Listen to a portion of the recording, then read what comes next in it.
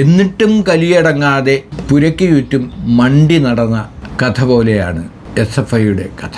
ഇക്കഴിഞ്ഞ തെരഞ്ഞെടുപ്പിൽ ഇടതുപക്ഷത്തിനുണ്ടായ തോൽവി വിദ്യാർത്ഥി സംഘടനയായ SFI നൽകിയിരിക്കുന്ന സംഭാവനയെക്കുറിച്ച് ആരും പറഞ്ഞു കേട്ടില്ല. വലിയ സംഭാവനയാണ് നാളത്തെ പ്രതീക്ഷകളായ വിദ്യാർത്ഥി സംഘടന SFI ഇടതുപക്ഷത്തിന് നൽകിയത്. കാരണം ഇന്ന് വിദ്യാർത്ഥികൾ ചിന്തിക്കുന്നതാണ് നാളത്തെ തലമുറ ചിന്തിക്കുന്നത്.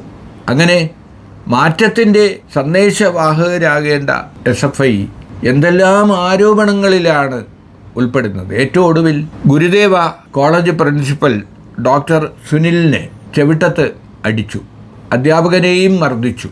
എന്നിട്ട് പോലീസ് പ്രിൻസിപ്പൽ SFI നേതാവിനെ തല്ലി എന്ന പേരിൽ പ്രിൻസിപ്പലിൻ്റെയും അധ്യാപകൻ്റെയും പേരിൽ കേസെടുത്തിട്ടുണ്ട്. ആശുപത്രിയിൽ പരിക്കേറ്റ് കഴിയുന്ന പ്രിൻസിപ്പലിൻ്റെ പരാതിയിൽ SFIക്കാർക്കെതിരെയും കേസെടുത്തു. എന്തെല്ലാം പരാതികളാണ് ഈ കഴിഞ്ഞ 1-2 കൊല്ലത്തിനിടയിൽ SFI നേതാക്കൾക്കെതിരെ ഉയർന്നിട്ടുള്ളത്. പരീക്ഷ എഴുതാതെ ജയിച്ച ആർഷോ, AISF വനിതാ നേതാവിൻ്റെ വയറ്റത്ത് ചവിട്ടുകയും അവരുടെ ജാതി പേർ പറഞ്ഞുകൊണ്ട് നിനക്ക് കുട്ടി ഉണ്ടാക്കി തരും എന്ന് അട്ടഹസിച്ച SFI നേതാവ്. അവർ പരാതി നൽകിയിട്ടും അവരുടെ ശരീരത്തിൽ SFI നേതാക്കൾ ആക്രമിച്ച പാടുകൾ കാണിച്ചിട്ടും ഇതുവരെ പ്രതികൾക്കെതിരെ ഒരു നടപടി ഉണ്ടായിട്ടില്ല. ഏറ്റവും ഒടുവിൽ തെരഞ്ഞെടുപ്പിന് തൊട്ട് മുമ്പ് തെരഞ്ഞെടുപ്പ് പ്രഖ്യാപിച്ചതിന് ശേഷം നടന്ന വയനാട്ടിലെ വെറ്റിനറി കോളേജിലെ സിദ്ധാർത്ഥത്തിൻ്റെ അരിങ്കൊല. യഥാർത്ഥത്തിൽ സ്ഥാനാർത്ഥികൾ പലരും തെരഞ്ഞെടുപ്പ് രംഗത്ത് ഇറങ്ങുന്നതിന് മുമ്പ് വളരെ പരിഭ്രമിച്ചാണ് സിദ്ധാർത്ഥൻ്റെ കൊലപാതകം വലിയ വിവാദമായി ജനരോഷത്തിനിടയാക്കുന്ന തരത്തിൽ നിറഞ്ഞു നിൽക്കുമ്പോഴാണ് തെരഞ്ഞെടുപ്പ് പ്രചരണം ഇടതുമുന്നണിക്കും UDFനും ആരംഭിക്കേണ്ടി വന്നത്. അപ്പോൾ നേരത്തെ അംബാസിഡറായിരുന്ന ശ്രീനിവാസനെ SFIക്കാർ ചെവിട്ടത്തടിച്ചതിൻ്റെ പാപം ഇതുവരെ കഴുകിക്കളഞ്ഞിട്ടില്ല.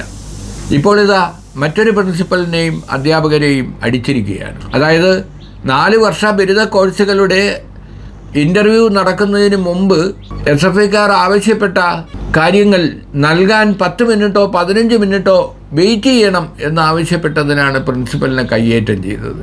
ഉന്നത വിദ്യാഭ്യാസ മന്ത്രി ബിന്ദുവുമായി ഓൺലൈനിൽ സംസാരിക്കുകയാണെന്നും കുറച്ച് കഴിഞ്ഞ് ഹെൽപ്പ് ഡെസ്ക് തുടങ്ങാനുള്ള അനുമതി നൽകാം, ഒന്ന് കാത്തിരിക്കൂ എന്ന് പറഞ്ഞപ്പോഴാണ് ഒരു സംഘം SFIക്കാർ പ്രിൻസിപ്പലിനെ കയ്യേറ്റം ചെയ്തത്.